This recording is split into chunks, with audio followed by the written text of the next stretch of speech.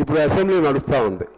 Assembly నడుస్తున్న తరుణంలో చాలామంది ప్రజా సంఘాల వారందరూ కూడా వాళ్ళ బాధలు చెప్పుకోవచ్చని మనం చూసాం.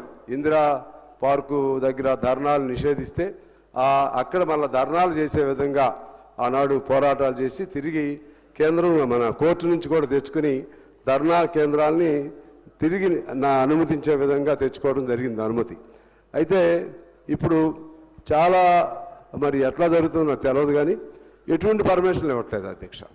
అసెంబ్లీ జరిగినప్పుడు వాళ్ళు ఏదన్నా ఉద్యమం చేసుకుంటే ఆ ద్వారా ఇక్కడి నుంచి ఏదన్నా కబురు ఇక్కడ ప్రభుత్వానికి అందుతుందనే ఆశ, అదేదో అయ్యిద్దనేది కాదు, కానీ అదొక ఆశ. అందువలన నేను మీ ద్వారా తెలియజేసేది ఏంటంటే, పాత గుర్తు కూడా అప్పుడు తుమ్మల నాగేశ్వరరావు గారు మంత్రిగా ఉన్నప్పుడు ఒక రైతు ఉద్యమం పైన కొల్లి నాగేశ్వరరావు గారు ఆయన చేస్తే సాక్షాత్తు ప్రభుత్వమే అరే మంచి మాటలు చెప్తే కూడా అంటారా మీరు?